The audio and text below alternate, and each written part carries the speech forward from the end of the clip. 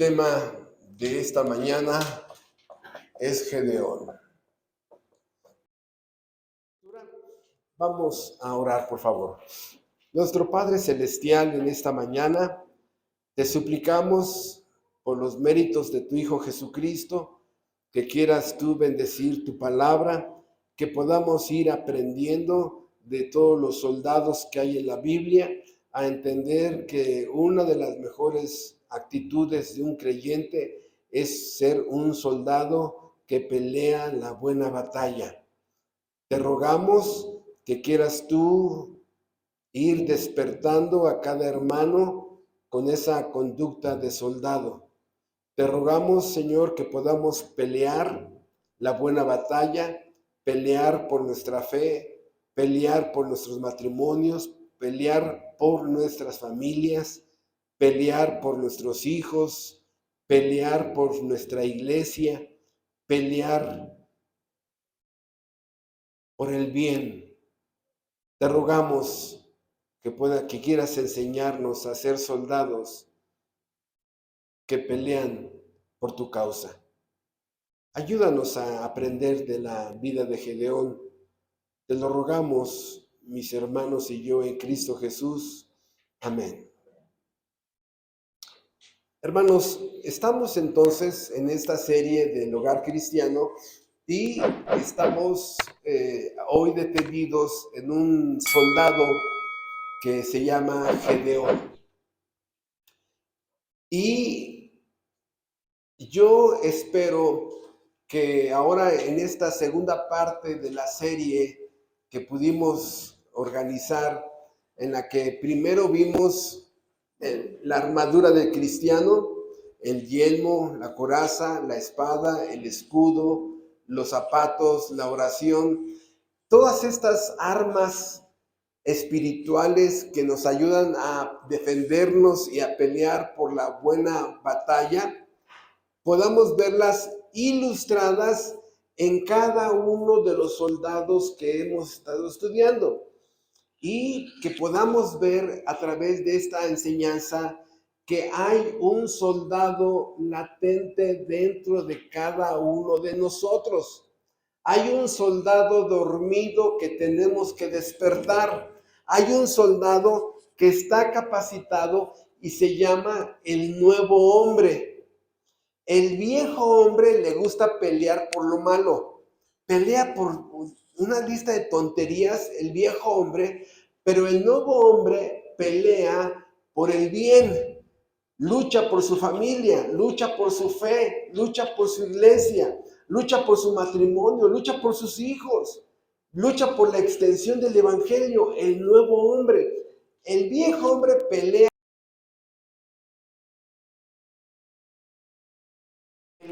por el reino de Dios.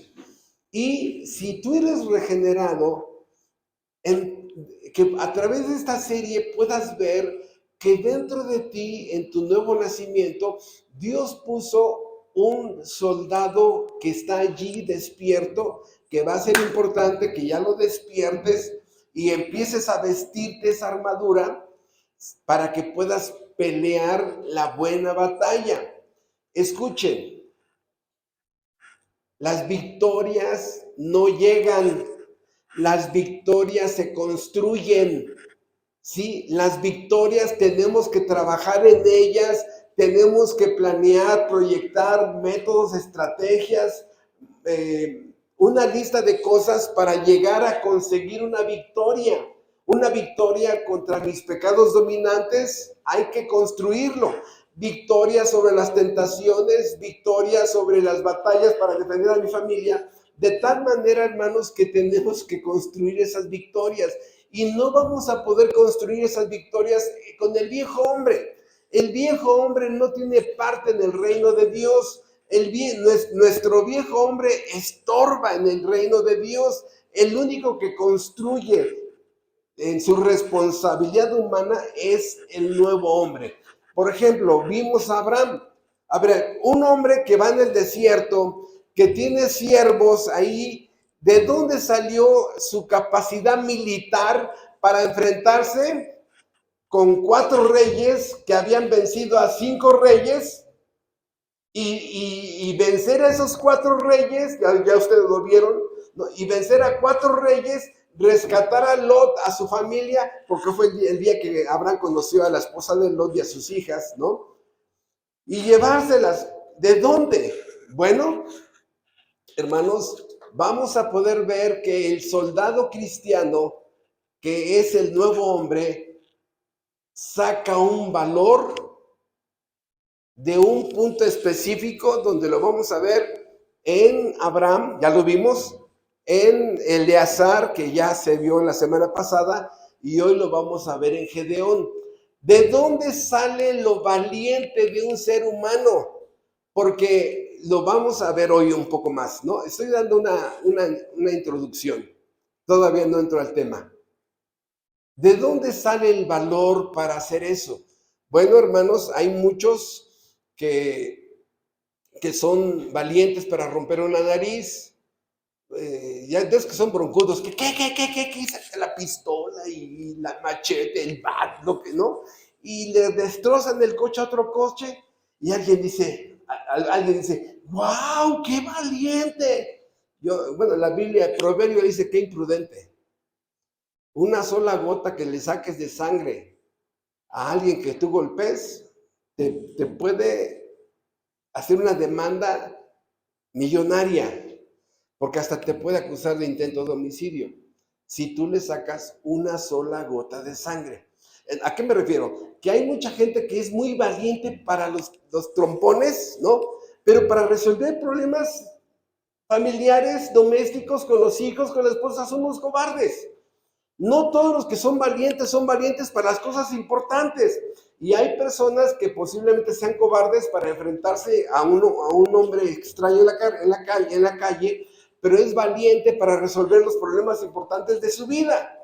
No todos los que son valientes, y no todos los que son cobardes son cobardes.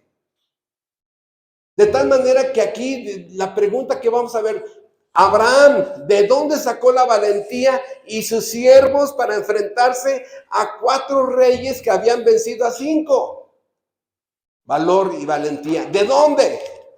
Eleazar, este hombre que nos disfrutamos su vida la semana pasada, en ver que es un hombre que va contra los filisteos, ¿no? Y voltea Israel, se echan a correr, se les cae el rímel a todos los israelitas se echan a correr huyendo cobardes, voltea y ve que vienen los filisteos, ¿no? Y lo único que hace es sacar la espada y empezar a pelear con ellos. Cobardes y un solo valiente. Un solo valiente. Y la pregunta es, ¿de dónde sacamos el valor para ser valientes? Abraham, ¿de dónde sacó ese valor? Eleazar, ¿de dónde sacó ese valor? Y también Gedeón. Porque hoy vamos a ver que este Gedeón se va a enfrentar contra 135,000 soldados del ejército adversario. 135,000. En una noche Dios le da la capacidad de convocar a 32,000. 32,000 contra 135,000.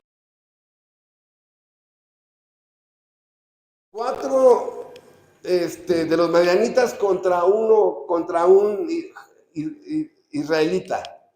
Y dice, híjole, bueno, pues ojalá Dios nos dé metralladoras, cañones, misiles, ¿no? Y luego dice Dios, son muchos. De 32,000 bajan a 10,000. Huyen 22,000 cobardes. Se quedan 10,000. Y luego 300. Y con 300 va a enfrentar a 135,000. Pregunta, ¿de dónde saca el valor? Y aquí, hermanos, es importante a través de esta serie que seguimos estudiando, ¿de dónde sacamos valor para hacer las cosas importantes de la vida? Repito, tú puedes ir a romper narices.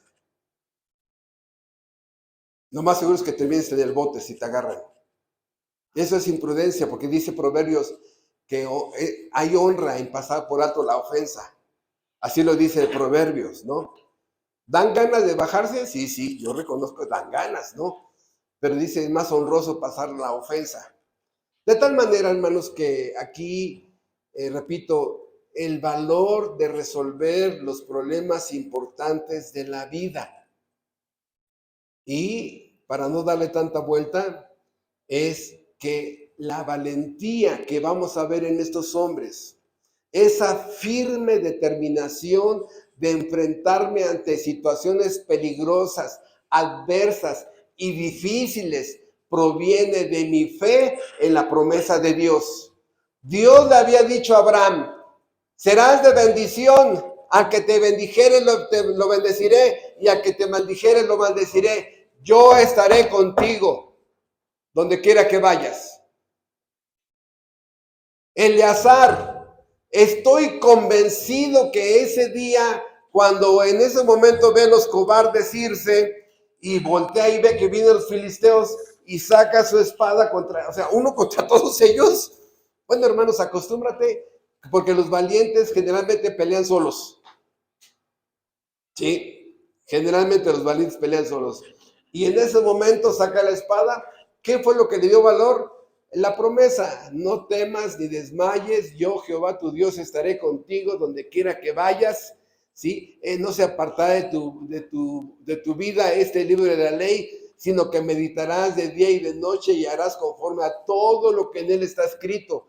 Yo estaré contigo donde quiera que vayas, no temas, esfuérzate y sé valiente. De tal manera que Eleazar dice, ¿él va a estar conmigo? Sí, aunque todos estos cobardes se hayan ido, si tú estás conmigo, me enfrento con todos ellos.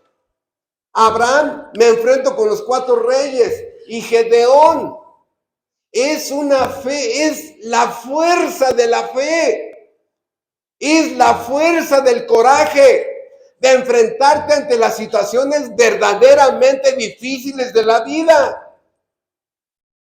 ¿Cuántos hombres que rompen narices, sus mujeres los controlan? ¿Cuántos hombres que rompen narices, hasta las esposas les pegan? Ahí dices, pastor, ya huele a machista. Me han dicho eso y más, ¿no? Pero estoy diciendo, ¿cómo es posible que este hombre pueda romper narices y en su casa, miren, así le traen? O sea, no estoy diciendo que vaya y golpee a su esposa, estoy diciendo, ¿por qué no arregla esto? ¿Por qué, como dice la Biblia, así lo dice la Biblia, por qué este hombre no afirma su autoridad con su esposa? ¿Por qué este hombre no afirma su autoridad con su esposa? Entonces, ya empezamos a entender que es un cobarde, que es valiente, y valiente, repito, no es ser como que te conviertes en un Rambo, ¿no? Y sí les ha tocado que cuando ven las películas de Rambo hasta sale salpicado de sangre de tanta gente que mata a Rambo. No, hermanos, no.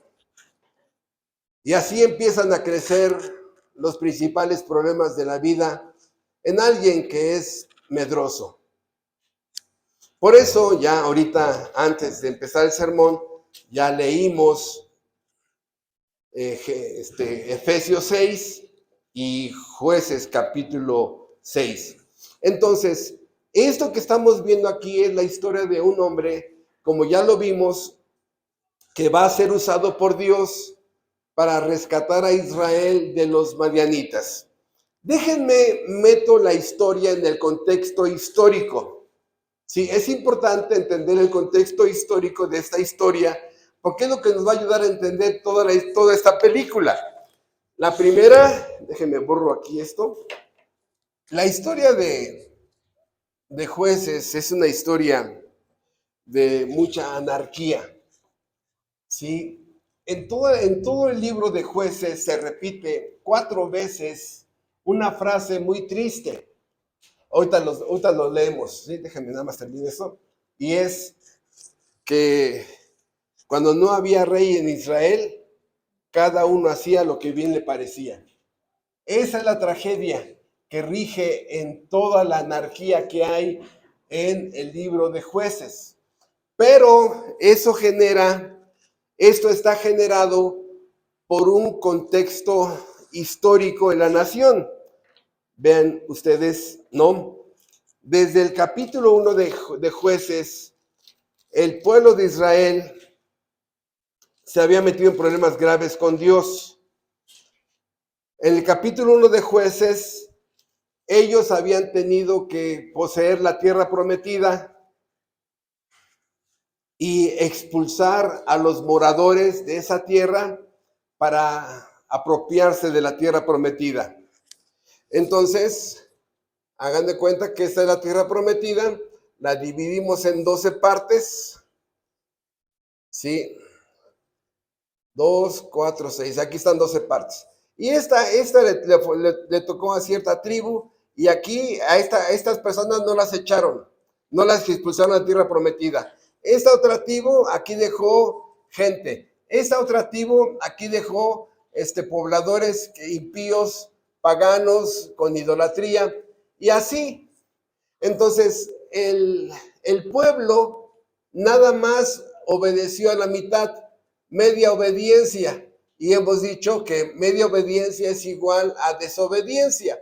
No obedecieron completamente y Dios entregó a Israel a que estos grupos empezaron a crecer hasta que empezaron a invadir a toda la tribu que había tomado la región. Y aquí este crecimiento hizo que sucediera lo que dice Jueces capítulo 1. Dice, vean ustedes, Jueces 1:27, tampoco Manasés arrojó a los de Bet-Seán. Nada más voy a leer de una forma muy cortada, ¿no? Dice 29, tampoco Efraín arrojó al cananeo. 30, tampoco Zabulón arrojó a los que habitaban en Quitrón. 31, tampoco Aser arrojó a los que habitaban en Aco. 33, tampoco Neftalí arrojó a los que habitaban en Bet-Semes. Y el amorreo persistió en habitar en el monte de Eres. Imagínense, hermanos, que cada tribu de es el hermano fulano y la hermana fulana, ¿sí? ¿Qué pasa si de tu vida no arrojas un hábito pecaminoso? Pregunta, ¿el pecado se queda en estado pasivo? No, hermanos, el pecado siempre crece. Siempre crece el pecado, de tal manera que cada vez que no arrojes de tu vida un ídolo, un hábito pecaminoso, una costumbre mundana, vas a quedar invadido. Todo el mundo se va a dar cuenta que esa persona ya está invadida. Y es lo que pasa. Vean ustedes, capítulo 2, versículo 3. Digo, no los echaré de delante de vosotros a estos pueblos que están ocupando ese lugar, sino que serán azotes para vuestros costados y sus dioses os serán tropezaderos. La sentencia de Dios es, así te voy a dejar. ¿No quieres echar de tu vida ese hábito pecaminoso? ¿No quieres echar de tu vida tantas redes sociales? ¿No quieres echar de tu vida tanto pecado? Bueno, tu pecado te va a acabar. ¿Sí? Luego vean ustedes, versículo 10.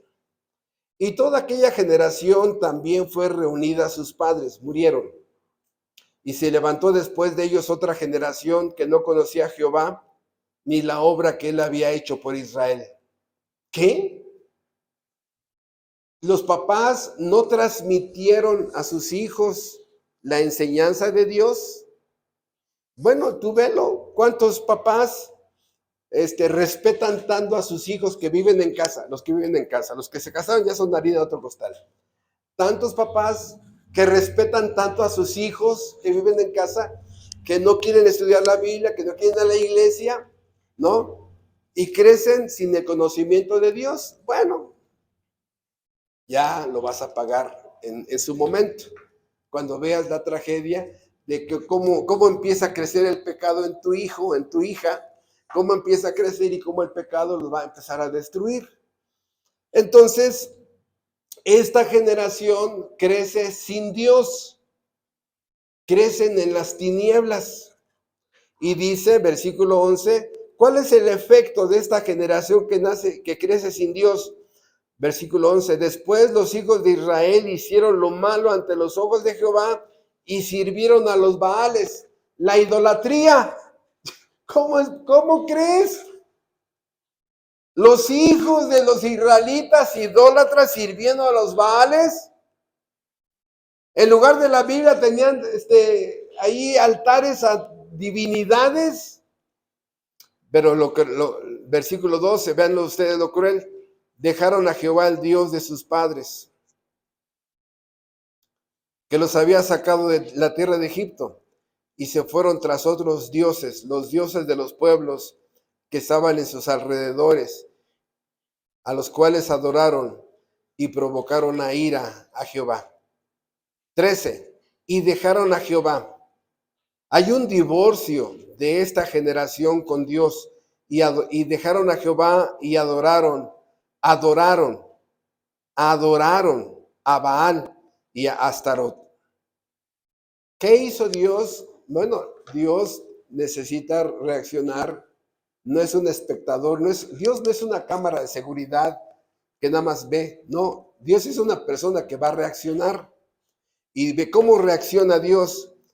Y se encendió contra Israel el furor de Jehová, el cual los entregó en manos de robadores que los despojaron y los vendió en manos de sus enemigos de alrededor, y no pudieron ya hacer frente a sus enemigos. Vean ustedes, por donde quiera que salían, la mano de Jehová estaba contra ellos para mal, como Jehová había dicho y como Jehová se los había jurado, y tuvieron gran aflicción. ¿Qué pasó? ¿Dios por mí o Dios contra mí? Ese es el resumen de la vida de millones de seres humanos. ¿Dios está por ti? ¡Qué bendición! ¿O Dios está en contra de ti? No, es que yo creo que Dios está conmigo, porque me va muy bien en todo, económicamente me va muy bien. Bueno, sí, también estaba el joven rico, también así estaba el rico necio, ¿no? El rico necio. ¿Se acuerdan que dijo, qué haré? ¿Derribaré mis graneros? ¿Se acuerdan de ese hombre? Alguien diría, bueno, si tú mides la bendición de Dios por la riqueza, estás mal. La riqueza, la buena riqueza viene como producto del trabajo de administrar, de ahorrar y de invertir. ¿Sí? Pero el que anda buscando hacerse rico por hacerse rico, ya es otro problema. De tal manera que aquí ellos llegan a este grado, y Dios por mí o Dios contra mí. Imagínate el Dios que te cierra a ti o a tu hijo o a tu hija o a tu esposo todas las puertas. Es increíble, porque así como vimos ahorita con Gedeón, viene la pobreza, la limitación, vienen circunstancias tan adversas, económicas, morales, familiares, matrimoniales. No es nada más el dinero, en muchas cosas. Por eso, con esto es suficiente para entender un poco el estatus de este pueblo. Y nada más para que podamos entender un poco más qué era lo que estaba pasando al pueblo de Israel. Bueno, dice la Biblia en Jueces capítulo 17, versículo 6, no había rey en Israel, cada uno hacía lo que bien le parecía. Primer texto, segundo texto, Jueces 18:1. Jueces 18:1. En aquellos días no había rey en Israel, y en aquellos días la tribu de Dan buscaba posesión para sí donde habitar, porque hasta entonces no había tenido posesión entre las tribus de Israel. No había rey en Israel. Capítulo 19, versículo 1. En aquellos días, cuando no había ya rey en Israel, ¿no? Ya después hay una tragedia de un levita con su esposa, ¿no? Dice también capítulo 21, versículo 25, el último versículo del libro de Jueces. En estos días no había rey en Israel, cada uno hacía lo que bien le parecía. Vean ustedes, hermanos, así, esta es la historia. Son 6 puntos. Son 6 puntos en que pasa cada ser humano. Cada ser humano, tú, tu esposa, tus hijos, cuando tú fuiste joven, cuando tu esposa fue joven, cuando tus papás fueron joven, en estos días hay un periodo en la vida, hermanos. Hay un periodo en la vida. No había rey. ¿Qué significa no hay rey? Si no hay rey, no hay autoridad sobre mí. Nadie me manda. No tengo que rendir cuentas. Es lo que más aborrezco. No tengo que rendir cuentas, ¿no? Bueno, el primero que aborreció eso se llamó Satanás. No quería rendir cuentas. Ese es un problema. Ya hay una anarquía en esa persona. No había rey. Entonces, no hay rey. Aunque haya rey, yo vivo sin rey. Yo hago lo que yo quiero. Hago lo que a mí se me pega. No, hermanos, en esta vida es una vida de leyes que nos rigen. Pero vean ustedes, no hay rey. Dios no es rey. No me gobierna, no me controla, no me dirige. Su ley no es mi ley. Su ley no es mi ley. Él dice que prohíbe esto. Desde mi punto de vista, yo pienso diferente. Y luego dice, en Israel, en estos días no había rey en la familia Pérez, en la familia López, en la familia García. Cada uno, o sea, la esposa hacía lo que bien le parecía, el hijo hacía lo que se le pegaba la gana, la suegra hacía lo que se le pegaba la gana, el suegro, o sea, vidas sin las leyes. En estos días no había rey en Israel. Cada uno, cada miembro de la familia, por eso digo, es una anarquía. Cada quien hace lo que se le pega la gana, ¿no? Hacía. Y aquí es donde ya está la palabra hacía, nos habla del pecado. Hacían mal, ustedes vean, adorando a los Baales y dice lo que bien le parecía. Desde mi punto de vista, o sea, yo pienso como yo soy muy inteligente, que educar a mis hijos en el mundo de la diversidad sexual está bien. Ay, qué moderno eres, ¿no? Ay, hermanos. Este es un reino de confusión. Es la selva. La selva. Por eso, dejen hacer un dibujo adicional. Este es Israel, vean ustedes. Este es Israel. Dios permitió que vinieran contra Israel los filisteos, los asirios, los babilonios, los madianitas, diversos reyes que vinieron a atacar a Israel. Pero ¿qué es lo que está pasando aquí? A ver, lo que está pasando aquí, hermanos, es que todos estos adversarios, Dios los está levantando porque hay un ciclo de bendición para un creyente verdadero. Escuchen, para un creyente verdadero. Ahorita lo explico esto. El libro de Jueces lo podemos entender desde 4 puntos. Desde 4 puntos, el libro de Jueces. El primer punto es que cuando Dios le soltaba para que atacaran a Israel, una nación que se convertía en enemiga, porque aquí lo acabamos de leer, la mano de Dios estaba contra ellos, había en ellos pecado que tenía que ser castigado, venía el castigo, entonces hablamos del segundo punto, sufrimiento. Aquí está la bendición, ¿eh? ¿Qué ahí está la bendición? ¿En dónde? Porque venía la súplica, oraban y venía la salvación. Dios levantaba un juez. Eso es lo que estaba pasando.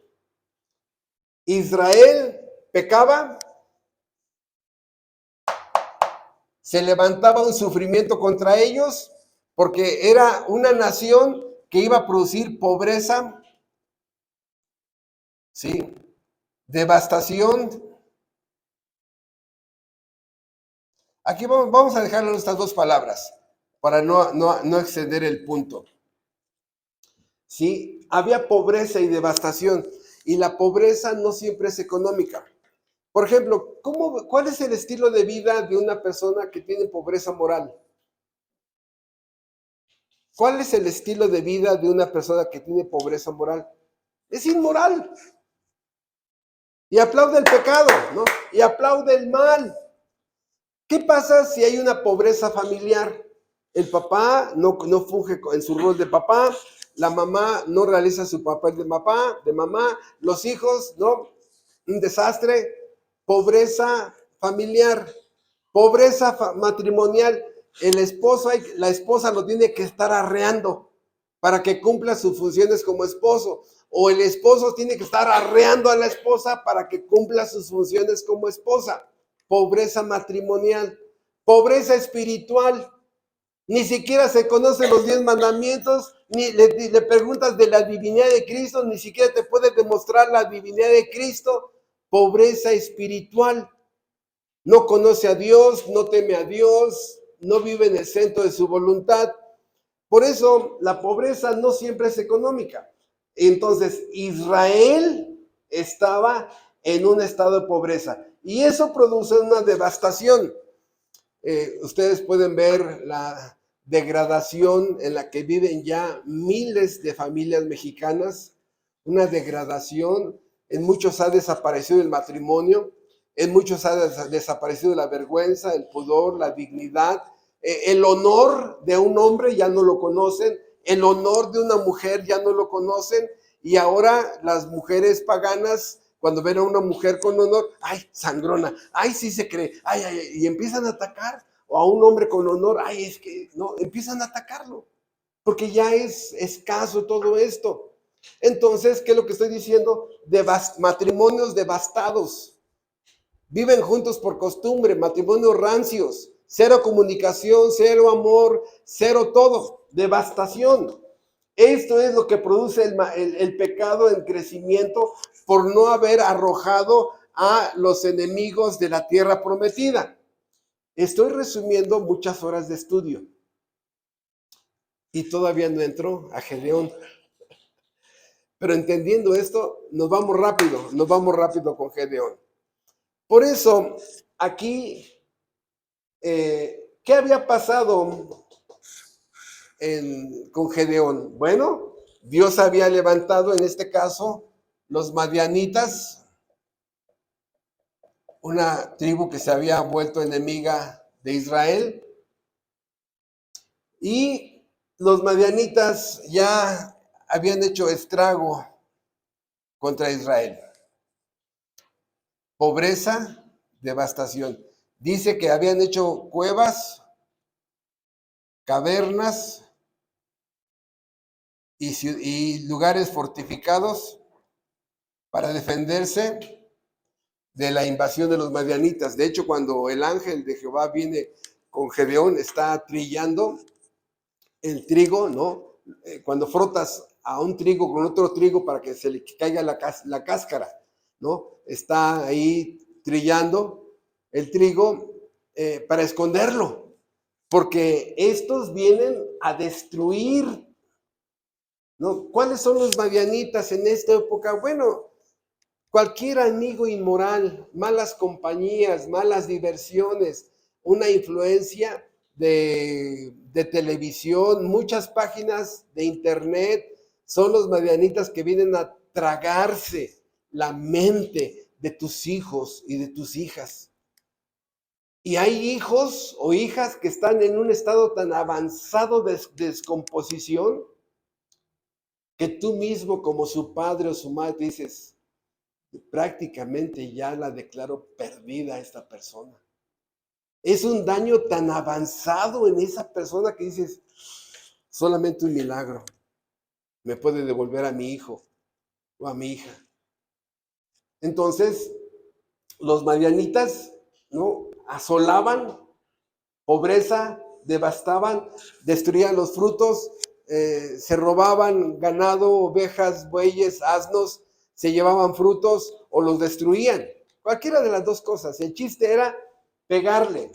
Cuando a un cristiano le sueltan extorsionadores, rateros, te robaron tus llantas, te robaron tu casa, te robaron, te bolsearon, te sacaron el celular y semana tras semana te están golpeando la delincuencia. Y dices, ya estuvo. Es que la delincuencia se ha levantado. ¿La delincuencia? Sí, hermanos, sí, hay mucha delincuencia, eso nadie lo duda, ¿no? Pero, hermanos, aquí dice que la mano de Jehová se puso contra ellos. No eran los delincuentes. Los delincuentes van a ser usados por Dios para golpear a esa persona. Esa persona va a estar bien difícil que se levante. Y no estamos hablando de crecer económicamente, estamos hablando de lo más básico, la comida. Ese toro se iba a convertir en bisteces, ese trigo se iba a convertir en pan, el frijol, el maíz se iba a convertir en tortillas y los madianitas están destruyendo todo. O sea, le están pegando hasta en las cosas básicas. Israel tiene hambre a ese grado. La historia, el contexto histórico es increíble y Dios está detrás de todo esto. Por eso, hermanos, escuchen algo que lo comenté en el último sermón que estuvimos aquí.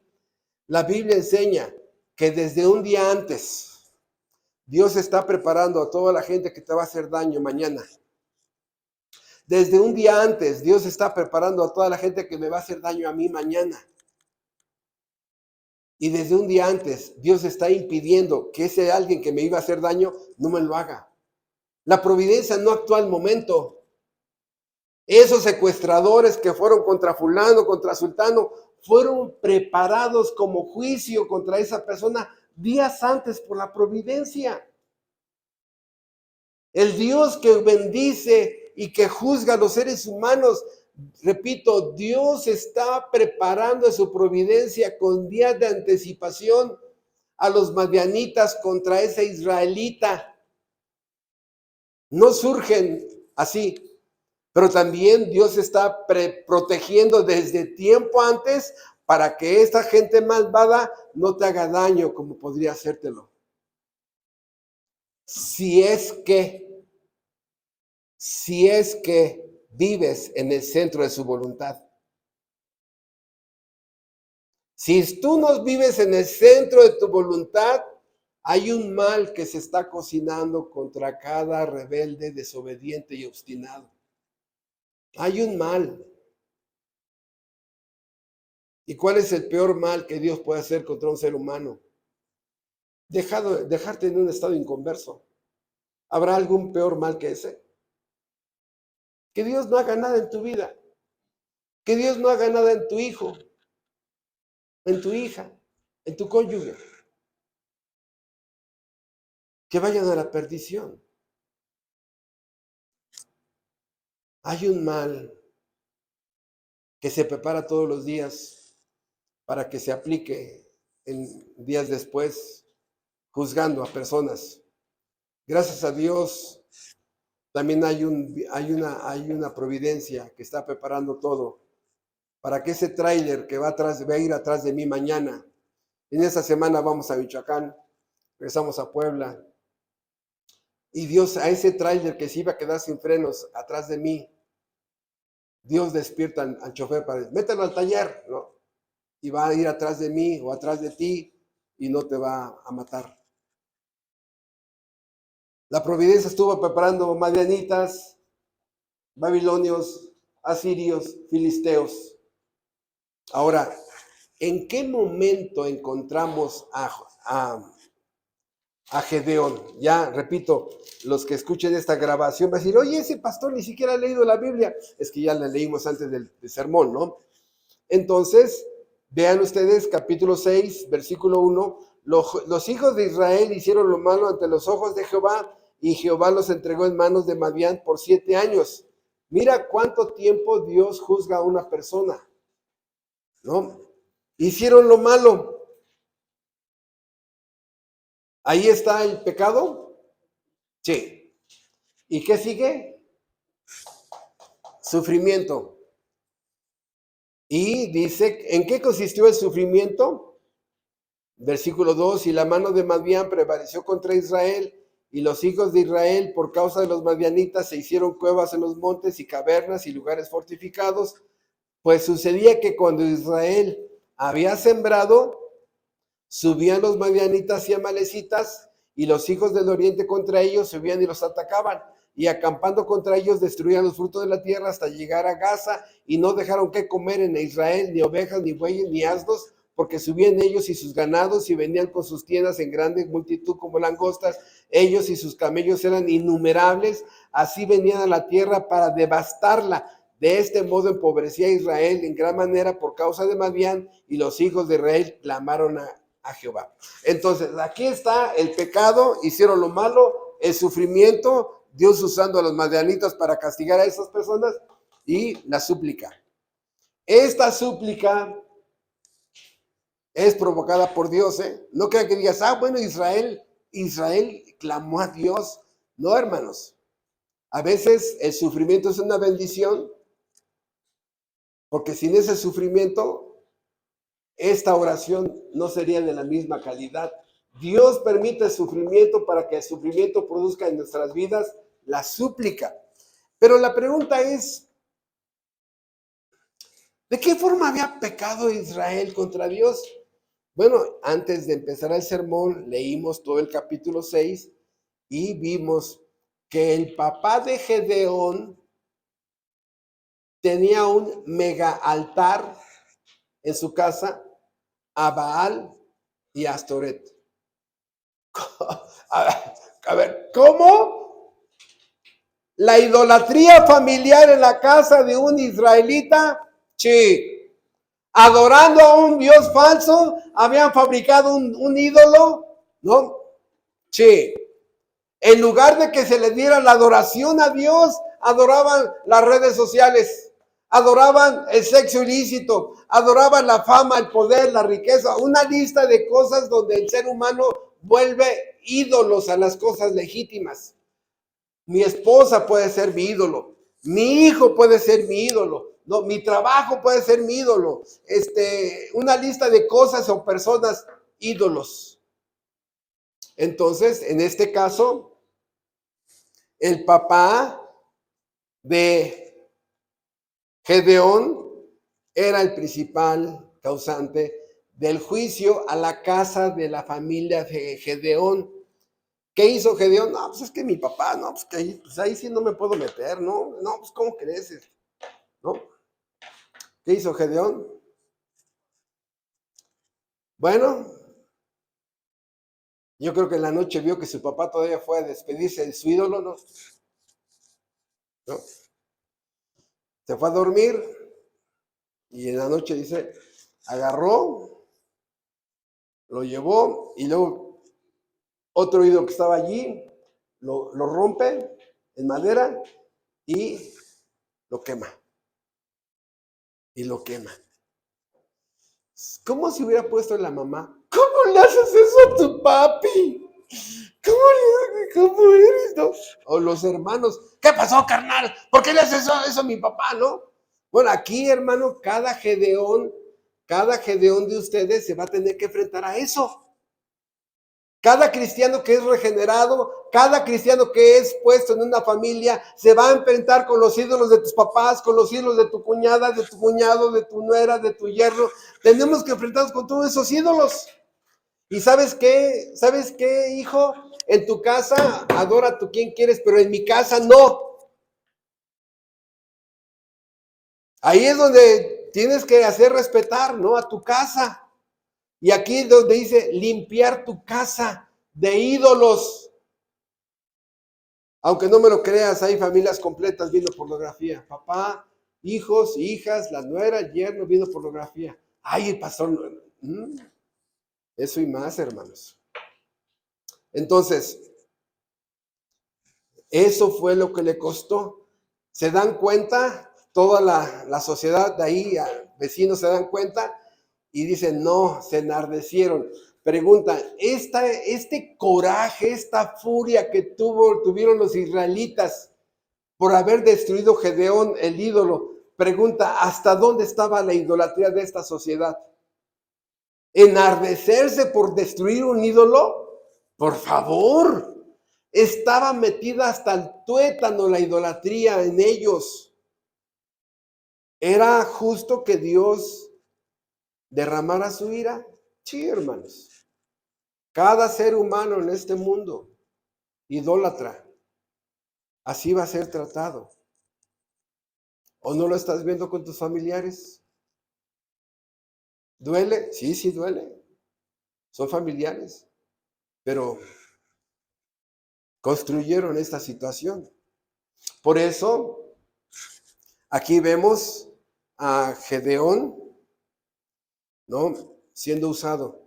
Por eso, primero, están haciendo lo malo. Dios le muestra a Gedeón por qué los madianitas están viniendo a atacar. Claman, y después de clamar Israel a Dios de que ya habían llegado hasta el pescuezo la invasión de los madianitas, claman y Dios contesta su oración como levantando un Gedeón. Un Gedeón no es producto de las oraciones de Israel. Un Gedeón es producto de la misericordia de Dios hacia Israel. Porque Dios los pudo haber dejado en su pecado y que su pecado solito los destruyera.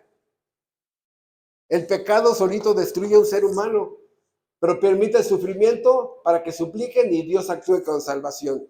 Por eso, todo esto es producto de la misericordia de Dios. Entonces, en ese momento, Dios llama, hay un llamamiento para Gedeón, y aquí le dice en el versículo 14, eso es importante que lo veas, Jueces 6:14, y mirándolo Jehová le dijo, ve con esta tu fuerza y salvarás a Israel de los madianitas. ¿No te envío yo? Sí, ¿no te envío yo? Y el versículo 16, Jehová le dijo, ciertamente yo estaré contigo y derrotarás a los madianitas como un solo hombre. Allí están las dos promesas que dispararon el valor de este hombre. Es la fe en sus promesas cuando tú estás en el centro de la voluntad de Dios. Si estás en el centro de la voluntad de Dios, estas promesas son tuyas. Pero imagínense a un hombre, ¿no?, que está bien borracho en el antro, ¿no?, está bien borracho y apenas se puede caminar y, Señor, tú estarás conmigo donde yo quiera, donde tú, ¿no? ¿De ese borracho es la promesa? No, no, hermano, no. Por eso es importante estar en el centro de su voluntad, en el centro de su ley, en el centro de su gobierno, en el centro de su control. Y le dice, ve con esa tu fuerza. O sea, hermano, va a ser un milagro lo que va a acontecer adelante. Un hiper milagro.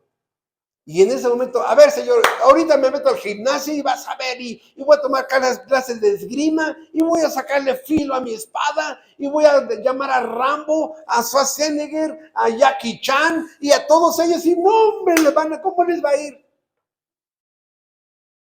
A ver, ve con esta tu fuerza. Vas a actuar con los medios que tienes. El 99.9999 lo voy a poner yo. Y alguien diría, el 100%, ¿no? Bueno, hermanos, aquí es donde convergen la soberanía de Dios y la responsabilidad humana. Sabemos que Dios lo puede hacer solo, pero vamos a usar una palabra que no es muy correcta, hay una invitación al hombre a participar. Ven a participar. Yo lo puedo hacer solo. Yo puedo hacer llover fuego del cielo contra ellos. Yo puedo hacer que llueva granizo contra ellos, como fue allá en Josué capítulo 10. Pero, ven, no vayas al gimnasio, no saques pruebas de tiro. Ven con esta tu fuerza. Así como estás, actúa con los medios. Yo sé que eres débil, yo sé que eres limitado, ¿sí? Y por eso me gusta mucho esa frase del libro de Joel. Diga el débil, fuerte soy. De hecho, próximamente vamos a ver ese versículo porque Me explotó la cabeza cuando vi ese versículo, ¿no? Paz, ¿no? Diga el débil, fuerte soy. Esto es lo que le está pasando a Gedeón. Porque el débil, hermanos, no podemos ni siquiera cambiar a la esposa, ni a los hijos, ni a fulano, ni a perengano. Ni siquiera puedo aguantarme sin comer 2 días, ¿no? O tomar agua. Somos más débiles de lo que pensamos. Pero es donde tú reconoces en tu antropología personal tus profundas limitaciones. Diga el débil, fuerte soy. Y eso es lo que va a pasar aquí con Gedeón. Al final termina diciendo, fuerte soy. La gracia de Dios es la que lo hace fuerte. La bendición de Dios es lo que lo hace fuerte. Pero su presencia especial lo hace poderoso. Y lo de siempre, una frase que repito constantemente, lo único que tenemos que hacer es poner el cuerpo. Porque si ustedes se dan cuenta, no hizo nada Gedeón. Entonces, estos son los contextos, ¿sí? Y lo que dijimos al principio, las victorias se construyen, no llegan solitas. Una medalla de oro del equipo olímpico se construye. Una licenciatura se construye. Un nivel de vida digno se construye. Pagarle la escuela a tus hijos se construye. De tal manera que las victorias espirituales se construyen no alimentando tu carnota, no alimentando tu viejo hombre, alimentando al nuevo hombre, haciéndolo crecer, nutriéndolo a tu nuevo hombre, que obedezca más a Dios, que se consagre más a Dios, etcétera, etcétera. Por eso, si empezamos a ponerle títulos a esta división, lo que está haciendo Dios con este Gedeón es que dé un paso más en la consagración personal. Lo primero que tienes que hacer es limpiar tu casa. Y para que limpies tu casa tienes que tener ojos sin lagañas espirituales, ¿no? Que ya puedas ver, eso, no, hija, no, hijo, eso no, aquí no. Ah, mamá, que no, eso aquí no, no. Limpia tu casa. Es el paso de la consagración. Por eso Dios le dice a él, vean ustedes versículo 12 del capítulo 6, y el ángel de Jehová se le apareció y le dijo, Jehová está contigo, varón esforzado y valiente. Dios no escoge cobardes, hermanos. Dios no escoge cobardes. ¿Cuánta gente le tiembla la mano, la Biblia, para ir a evangelizar a una persona? Un día evangelizando allá en la Alameda de León, ya al final nos reunimos después de evangelizar en la Alameda y a una persona le pregunté, le digo, ¿cómo empezaste? Dice, se me trababa la lengua, se me secó la boca. Y le dije, ¿ha usted oído hablar de Jesucristo? ¿Quién no?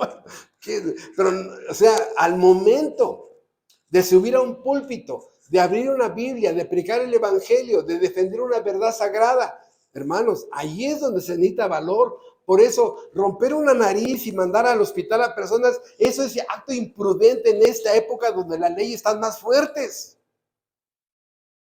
Y ojalá nunca que tengas que estar en esa situación. Pero la valentía se demuestra en otra cosa. Y aquí Dios lo reconoce, varón esforzado y valiente. Ah, caray, eso huele a Josué. Esfuérzate. Dios le dice a Josué, esfuérzate y sé valiente. O sea, este hombre ya tenía el cobre que se necesitaba. El cobre. Por eso, hermanos, ¿cuál es el estilo de vida de un hombre valiente? Que enfrenta la adversidad, el peligro, las cosas difíciles. ¿Cuál es el estilo de vida de un hombre valiente? ¿Cuál es el estilo de un hombre cobarde? ¿No? ¿Cuál es el estilo de vida? ¿Cuál es el estilo de vida de una mujer valiente? Valiente, una mujer valiente. No estoy diciendo que son las que se le ponen a los hombres, no. Valiente para resolver los problemas. ¿Y cuál es el estilo de vida de una mujer cobarde? ¿No? Yo estoy convencido que muchas personas están juzgadas por Dios llenos de miedo, y dice Deuteronomio 28, ¿no? Que te daré corazón temeroso, temeroso. Hay gente con la que platicas que está llena de miedos, llena de miedos. Y no se han visto nunca a sí mismos en el espejo de la Biblia de que están llenos de miedos. O con nuestros propios hijos, hermano, lo vemos, ¿no? Hijos medrosos, inseguros, vulnerables, dudosos, tímidos, porque la timidez es un cierto grado de miedo, ¿no? Ahora, hablando de grados de miedo, hay grados de miedo, ¿no? El pavor, el pánico, gente que se desmaya. Hermanos, el miedo, fíjate, ¿cuál es el problema de este tipo de personas? Por eso, en Deuteronomio 28, el primer sermón que puse para que se predicara fue: fuera los cobardes, fuera. Dios limpia a su ejército de los cobardes. ¿Por qué? Porque el miedo apaga la razón. Ya no piensas. El miedo te hace débil. El miedo debilita todas tus capacidades, destrezas. Hace muchos años les he platicado que estuvimos en una competencia de natación en Acapulco y nos tomamos el día libre, varios jóvenes, en aquella época joven, del equipo de natación, y había la estrella del equipo que tenía el mejor tipo de natación y se había ganado algunos reconocimientos, y estábamos ahí, pues era una sirena la muchacha esa, ¿no? Y estábamos en el revolcadero y se levanta, ahí sí se levantó una ola que ahí todos nos hicimos así, ¿no? Pero ella ve la ola, ¡pum! Les puso una arrastrada. Al siguiente día tenía toda la espalda roja, no roja. La santa arrastrada que le pusieron. A ver, su capacidad, su razón, o sea, el miedo te hace débil, te empequeñece. Y muchos no están conscientes de ese miedo que los gobierna, los controla y viven con diferentes grados de miedo. Y esto produce un tipo de personalidad.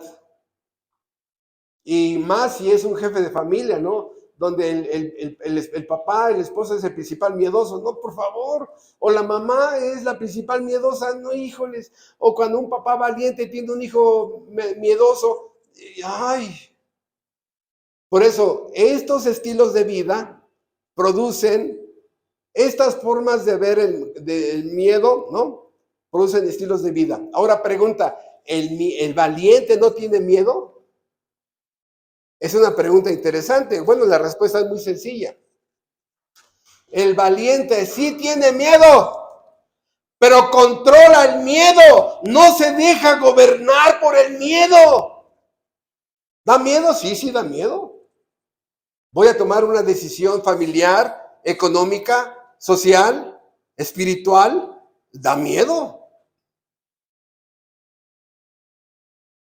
Pero no se deja gobernar por el miedo. ¿Pudo haber tenido miedo Abraham? Sí. ¿Qué sintió Eleazar cuando lo dejan solo los cobardes y voltea y vienen todos los filisteos? ¿Miedo? Sí. ¿Lo dejó que lo gobernara? No. No, hermanos. Todos los días nos enfrentamos a eso. Venir aquí con ustedes 700 kilómetros que tenemos que bajar, manejar, asaltos en la carretera, accidentes, trailers que se voltean, trailers que se quedan sin frenos. Ay, no, ¿saben qué? Ya entierren a ese pastor, ¿no? Entiérrenlo. No, hermanos. Todos los días, ¿no? Tenemos que salir y enfrentarnos con nuestros miedos. Pero hay mucha gente así, ¿no? Que medroso, pusilánime, se le corre el rímel. Y aquí Gedeón está siendo reconocido por Dios mismo, varón, esforzado y valiente. Muy bien, ¿dónde manifiesta primero su valor? en sacar el ídolo de la casa. Sacar el ídolo. Ya ven cómo le fue. Toda la gente se volvió contra él. Muy bien, llega el momento de la guerra.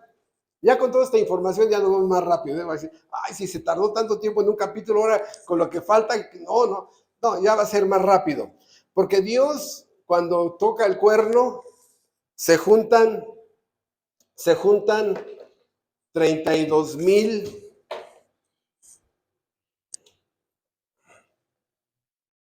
israelitas, ¿no?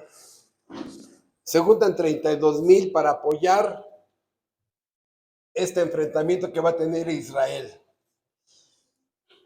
Y aquí la pregunta, hermanos, es, vean ustedes en qué consiste este valor.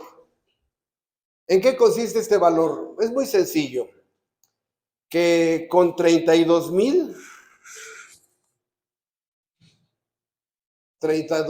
que son los de Gedeón, se van a enfrentar contra 135,000. En ese momento, Gedeón se da cuenta que son solamente 32,000 y tiene el derecho de retirarse. Señor, me da mucho gusto. Qué interesante tu proyecto. Bendito Dios, qué interesante tu proyecto. Ahí me mandas un WhatsApp para decirme cómo quedó la historia, ¿no? Yo me voy a mi casa. Aquí está el valor, hermanos. Porque el principal punto donde se demuestra tu valor es para defender a tu familia. El hombre que no defiende ni a sus hijos ni a su esposa es el principal cobarde de la casa. Oye, es que honrame frente a tus papás, no, pero es que, ¿cómo crees? Es que no, yo peleé con mi mamá, no. Pero es que, ¿cómo me insultan? Cobarde para defender a la esposa en frente de la mamá, del suegro, de la suegra, ¿no? O viceversa. Cobarde la esposa que no defiende al esposo ante sus... Ahí es donde se muestra el principal valor terrenal, pero el supremo valor es defender la causa de Dios. Mi Dios, el que me salvó, el que me creó, el que me redimió, el que me justificó, el que me adoptó. ¿Cómo no defenderé su causa? Gedeón, aquí está tu ejército. 32,000. Y a ver, voy a contarlos del otro lado.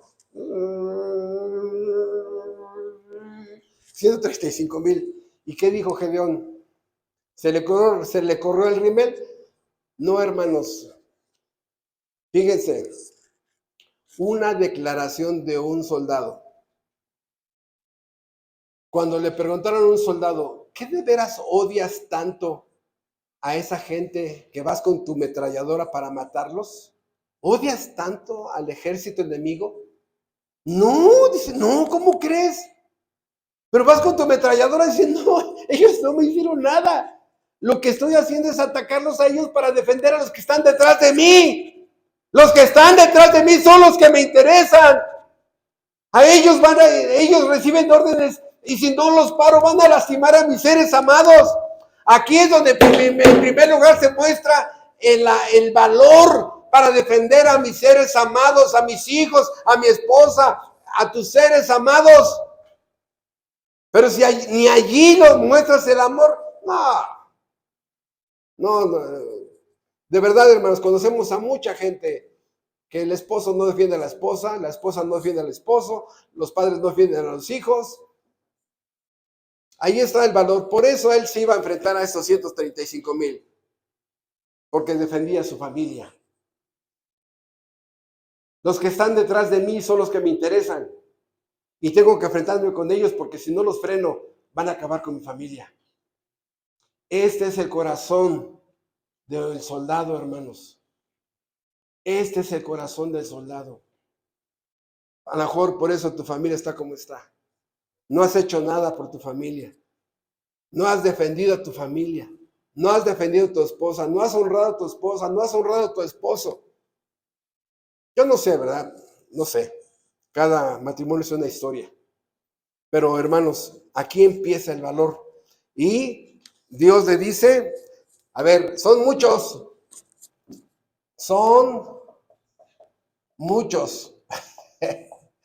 Esa es la perspectiva de Dios, ¿no? Y pone un filtro a los cobardes. Dile, cualquiera que se le corra el rímel, que en la noche, en la madrugada, se levante de madrugada y se vaya. Y ese día se van 22,000 cobardes habían metido aquí entre los 32,000. Y luego estos 22,000, dice, llévalos ahí al lago y que beban agua. En la forma de beber agua es donde me voy a dar cuenta a cuáles sí y a cuáles no. Y la primera forma de tomar agua era agacharse, ¿no? Al lago y sorber el agua. Dice, estos pónmelos acá. Ahora otros lleguen y con la mano. Estos, pónmelos acá. Estos, nada más eran 300. ¿Por qué? Los primeros se los podían venadear, como se dice. Venadear. ¿Por qué? Porque cuando en un ejército el otro está agachado, tomando agua, dejó su espada, sus armas al lado, no se vayan a mojar, ¿no? Y pierde de vista el ejército enfrente. Se los venadean. Los otros no llegan, ¿no? Agarran el agua y revisando el horizonte, una preparación militar de una forma natural. Entonces, de estos quedan 300 y con esos 300 son lo que va a ser la obra de Dios. Ahora pregunta, en ese momento, ¿qué hubiéramos hecho nosotros? Entonces se me hace que vienen los bombardeos, los cañones, los misiles, la ametralladora. Vamos a esperar, ¿no? Dice, no. Dice que estaba en el valle, en el valle, abajo del valle estaban los madianitas, ellos estaban arriba del valle, y en ese momento dice, toma tus armas, sí, la ametralladora, ¿no? A ver, nunca agarró una ametralladora, a ver, ¿no? Una trompeta y un cántaro. Un jarrito de Guadalajara, ¿no? ¿Seguro, Gedeón? Sí, eso es lo que dice Dios. Allí, hermano, es el método de Dios. Allí otra vez es donde vuelve la fuerza de la fe en tu responsabilidad humana. Le creo, si Él me da una piedra con una piedra, ahí está David. Por eso, hermanos, con los medios que Dios nos dé, podemos hacer su obra. Y enfrentar a 135,000 pareciera una misión suicida. Estos 22,000 que se fueron huyendo, ¿se les hubiera caído más el rímel? Sí. Por eso, hermanos, los cobardes no entran en el ejército de Dios y escuchen, ni al cielo. Porque Apocalipsis capítulo 21 dice, los cobardes no heredarán el reino de Dios. Si alguien duda, no, hermano, es que no, como que usted, pastor, ya se apasionó y está llevando muy, muy lejos este tema. Bueno, quiero que leas Apocalipsis 21, versículo 7 y 8. El que venciere heredará todas las cosas, y yo seré su Dios y él será mi hijo. Pero los cobardes e incrédulos, los abominables y homicidas, los fornicarios y hechiceros, los idólatras y todos los mentirosos tendrán su parte en el lago que arde con fuego y azufre, que es la muerte segunda. Los primeros en la lista son los cobardes. No tuviste valor para defender tu fe. No tuviste valor para predicar el evangelio. No tuviste valor para defender tu iglesia. No tuviste valor para defender a tu esposa, a tu esposo, a tus hijos. Bueno, entonces, ¿cuál es el plan de ataque, no? Esos 300, ¿cómo miraban a Gedeón? Gedeón, y ok, la trompeta y el jarrito de Guadalajara. Y hagan de cuenta, una vela, ¿no? Una tea ardiendo. Y luego, no sé, es lo que Dios dijo. Pero hay un versículo que dice, es interesante, versículo 17 del capítulo 7 de Jueces. Jueces 7:17. Y les dijo, miradme a mí y haced como hago yo. Mírenme a mí. Mírenme a mí. La calificación de líder, ¿no? Mírenme a mí. Entonces divide en 3 escuadrones. En la parte más alta, un valle es un hueco que está rodeado de montañas, ¿no? Una parte plana y está rodeado de montañas, y en la parte de arriba dividen por metro ahí a cada soldado, y dice, cuando yo diga por Jehová y Gedeón, toquen la trompeta y metan la tea ardiendo en el cantarito. Y luego viene el bombardeo, ¿verdad, Gedeón? Y luego viene la caballería bien armada, y luego los tanques, ¿verdad? Cállate. Es lo mismo que les habrá dicho Josué. Josué, 7 vueltas. El séptimo día, 7. Vamos a estar bien cansados. Calles y siga caminando. Bueno, aquí, hermanos, para no ampliar más esto, porque hay mucha tela donde cortar, lo único que Dios hizo, hermanos, fueron 3 cosas, que obviamente el pasaje no lo dice.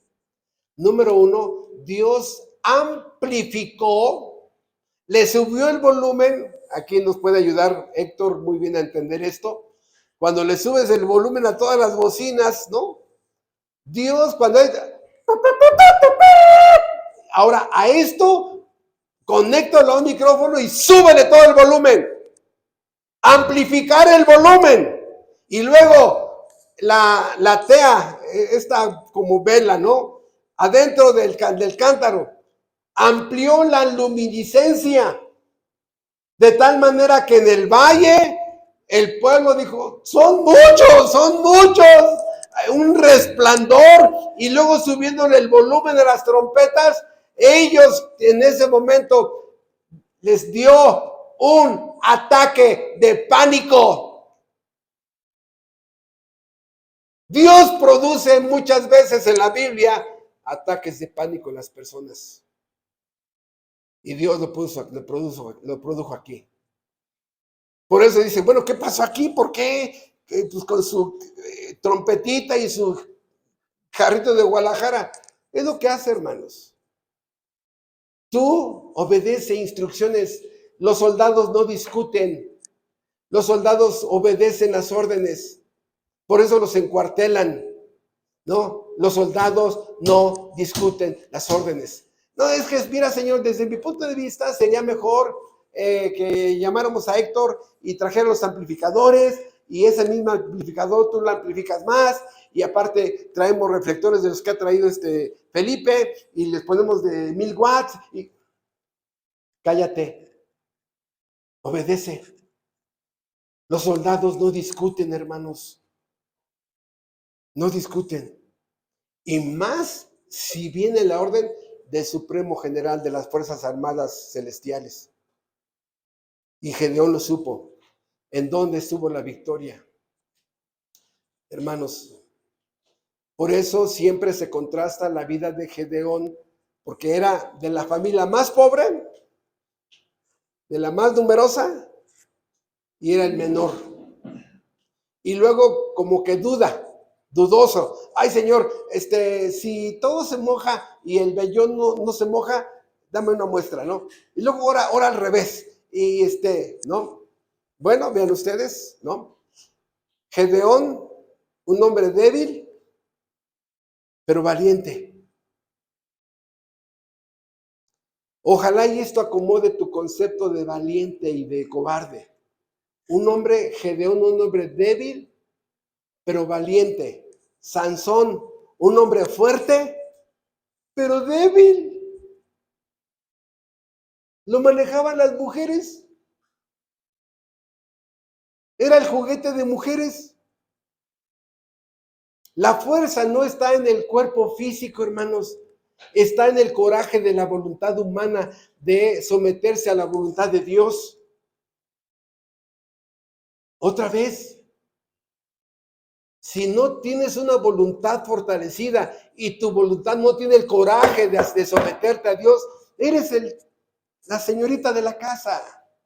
Por eso muchas cosas con los hijos no se han resuelto, muchas cosas con la esposa no se han resuelto. No quieres ir al banco, no, con la deuda que esa que te están cobrando, no quiero, o sea, ay, no, es que no. Y hay miles de pretextos de los cobardes. No mueven un dedo, no avanzan, se quedan estancados en la vida. Por eso, hermanos, me interesó mucho sacar a Gedeón, porque muchas veces somos como Gedeón, débiles, nos sentimos sin fuerzas. Y yo tengo poca fuerza, ve con tu fuerza, tú ve con tu fuerza, no tienes que poner nada más. Es que yo no soy Sansón, ya lo sé, ve con tu fuerza. Pon lo que tienes, la diferencia la voy a hacer yo. Siempre la hago yo, dice Dios. Hay un Gedeón dentro de nosotros, hermanos, que tiene que ser fortalecido por Dios, que tenemos que decir como Joel, débil, diga el débil, fuerte soy. Débil, porque esa es la naturaleza humana. Fuerte, porque Dios es el que hace la obra. Y yo creo a su ley, a sus mandamientos, y yo me someto a todo lo que Él pide. Y es donde Gedeón, inclusive le pidieron ser rey, ¿no? Todos los demás dijeron, no, que sea marcial, y es hermoso la respuesta con la que termina Gedeón. ¿Por qué? Porque, y los israelitas dijeron a Gedeón, sea nuestro Señor tú y tu hijo y tu nieto, pues que nos has librado de la mano de Madián. Mas Gedeón respondió, perfecto, hasta que se dieron cuenta que yo soy aquel, yo soy el papucho de papuchos, yo me la sé de todas a todas. ¿Así dijo? Mas Gedeón respondió, no seré señor sobre vosotros, ni mi hijo os señoreará. Jehová señoreará sobre vosotros. Es una de las declaraciones más gloriosas de un hombre, que al final dice, es Dios. Por eso Gedeón está en el libro de los héroes de la fe, como popularmente se conoce. En Hebreos capítulo 11, ahí está el nombre de Gedeón. Hay muchas cosas, y ahorita ya me tardé mucho y no he avanzado casi nada. Lo único que sé es que en tu responsabilidad humana, la fuerza de la fe determina que construyas las victorias. Y si no tienes victorias, estás en otras cosas. Victorias en el mundo, es que bueno, ¿no? Pero ¿de qué sirven? La hermosura de un hermano es lo que está construyendo en el reino de Dios, a la manera de Dios. Eso es lo más importante, a la manera de Dios. Por eso, la fuerza de la fe en las promesas de Dios determinará mucho la construcción de victorias que tengamos. Ya con esto finalizo. Abraham, te bendeciré a los que te bendijeren, y a los que te maldijeren los maldeciré. Estaré contigo. ¡Pum! Se va contra 4 reyes para rescatar a Lot. Eleazar, no, esfuérzate y sé valiente, porque yo estaré contigo donde quiera que tú vayas. Josué del 1, del 8 al 9, del 6 al 9. Y aquí Dios se lo dijo personalmente a Gedeón. 6:14. Y mirándole Jehová le dijo, ve con esa tu fuerza y salvarás a Israel de la mano de los amalequitas. ¿No te envío yo? Sí. Y dice el 16, Jehová le dijo, ciertamente yo estaré contigo y derrotarás a los madianitas como a un solo hombre. Este es el nuevo hombre en Gedeón. Este encuentro con Dios, este encuentro con el ángel de Jehová le cambió toda la vida. Hay un Gedeón con un viejo hombre temeroso, inseguro, dudando. El nuevo hombre de Gedeón es otra cosa. Fuerte, valeroso, intrépido. No lo gobierna el miedo, aunque tenga miedo. No lo deja gobernar. Disfrutemos la historia de este hombre y sacas al soldado que está dormido, despiértalo, ponle la armadura, porque a lo mejor hay dentro de ti un Gedeón. Esto es fruto de la obra de la salvación en Cristo Jesús. Esto en la cruz de Calvario es donde se generan los Gedeones, los Abraham, los Eleazar. Ve primero a la cruz de Calvario y si ya fuiste, ponte la armadura de Dios. Nuestro Padre Celestial, te agradecemos en el nombre glorioso de nuestro Supremo General de las Fuerzas Armadas Celestiales, que nos hayas llamado como soldados. Gracias, Señor, porque a través del tiempo que hemos estado en Cristo, hemos visto que eres tú el único que gana las batallas, que nuestro único papel es pertenecer a este ejército que es iglesia, que solamente a través de la iglesia es donde tú mandas las órdenes y a través de tu iglesia tú dispones el crecimiento, el establecimiento de nuevos cuarteles. Por eso, ayúdanos, Padre, que aunque a veces quisiéramos dudar, guárdanos de la duda, guárdanos del miedo, guárdanos de la incredulidad que atacan y disminuyen nuestra fe. Ayúdanos, Padre, como los apóstoles, aumentanos la fe, aumentanos la fuerza de la fe y que podamos obedecer sin cuestionar tus órdenes. Gracias por la hermosa vida de este hombre. Gracias por poder contemplar a los hombres valientes de la Biblia. Y te rogamos que cualquier cosa cobarde en nuestras vidas nos ayudes a saber controlar los miedos que paralizan a miles de personas. Te lo pedimos en el nombre de tu Hijo Jesucristo. Amén. Muchas gracias.